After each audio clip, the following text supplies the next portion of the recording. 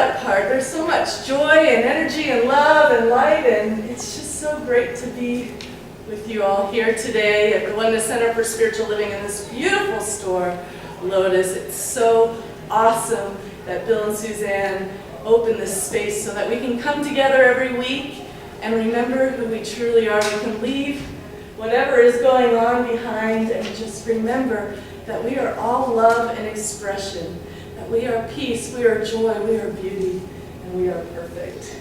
And I know sometimes that's hard to remember, so I'd like to actually start our talk with something really important to tell you. But this news that I'm going to tell you isn't to be taken sitting down. So you don't have to stand because you can choose for yourself, but I'm going to invite most people whoever wants to stand, because this news is taking better standing up. And give yourself a little bit of personal space. Usually I'm sitting down. Well, we want to be in our full power and embodiment of taking this news in, okay? So as we're standing, we're going to just begin shaking. Shaking whatever happened this week, whatever happened this morning. Get that energy moving. You might feel your muscles relax, your bones crack. You know? That's good. You might find some release. Just shake it out. I don't know about you, but I noticed some cobwebs in my consciousness this morning, and no matter how much I clean them out, they come back daily, so I have to keep doing my practice. So you can stop shaking now, but what I have to tell you is really, really important.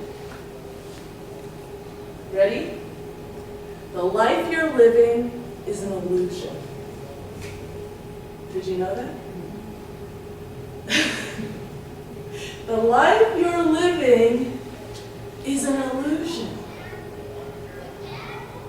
It's an illusion. And why is it an illusion? It's an illusion because we make it real and we try to have it define who we are. And we say, well, it's looking this way, so I must be this way. And you can go ahead and sit down whenever you want. It's looking this way, but it must be this way. Well, look, my bank account is empty. I must be poor. Well, I have conflict here. I must be wrong. Or they must be wrong, because I'm always right. The life we're living is an illusion, and we buy into it. We make it real, like it's really happening to us. Well, I have part of the other news is because it's an illusion, because we see through our own perception.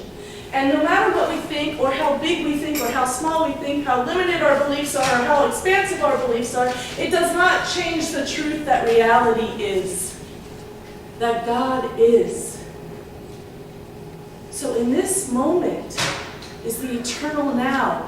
Past, present, and future meet.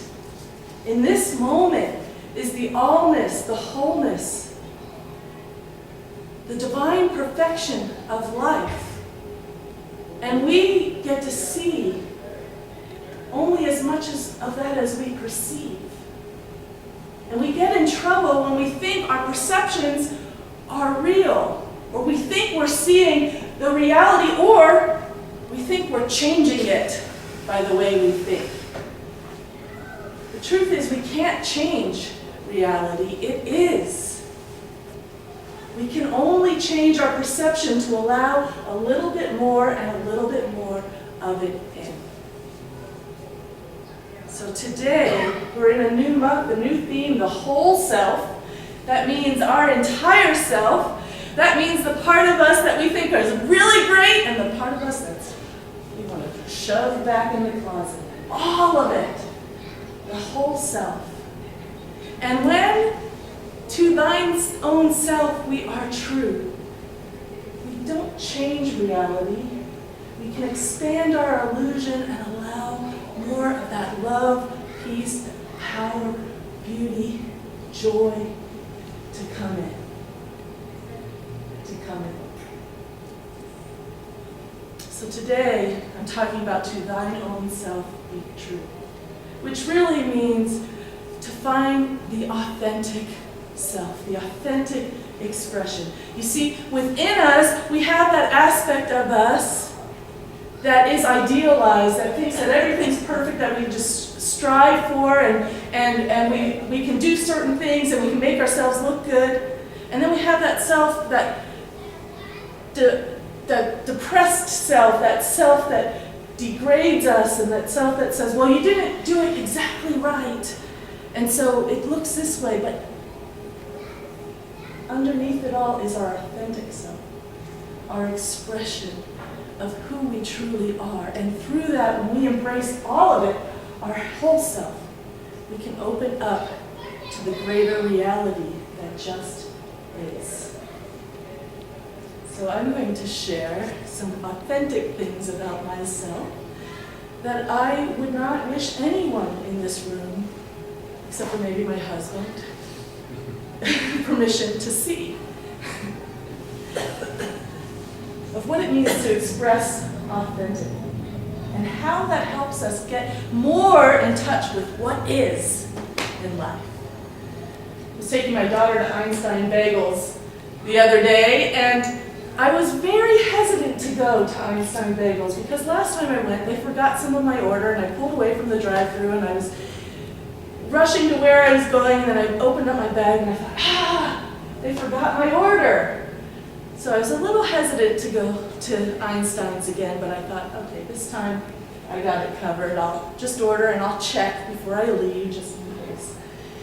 And so I ordered my sandwich, Allison ordered her bagel and cream cheese, and I pull up and I look in my bag and they forgot my chips. And I was like, chips, I love crunchy, salty things. You can't forget my chips.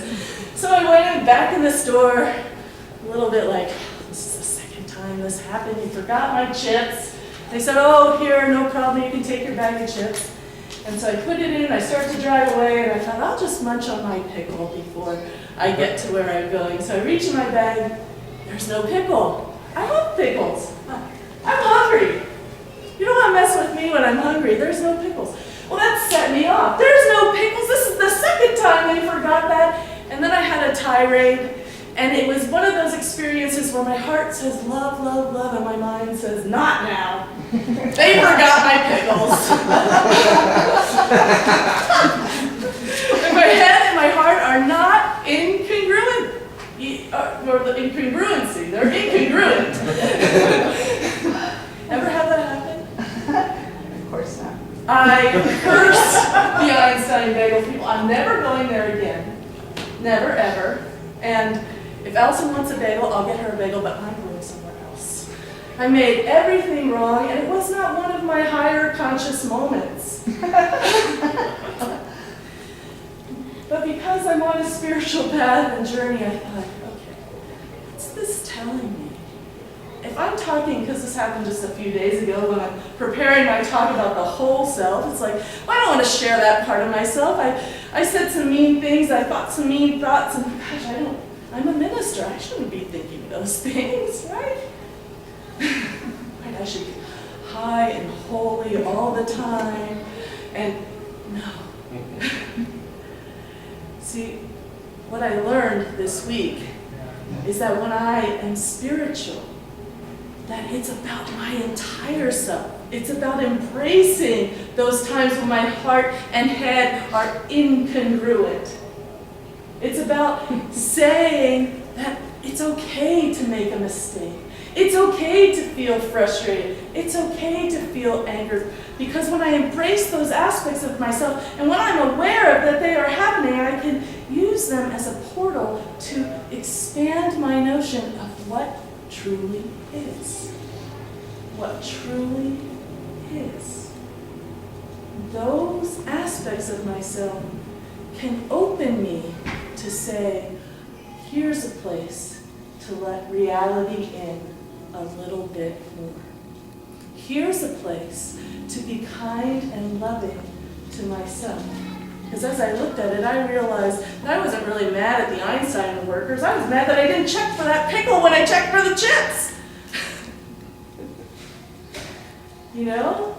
And so to thine own self be true isn't about pushing something away, isn't about taking that aspect that is the darkness of who we are and saying, I don't want that to show. Becoming authentic and to thine own self be true is learning to love all of us. All of me. Warts and all of me.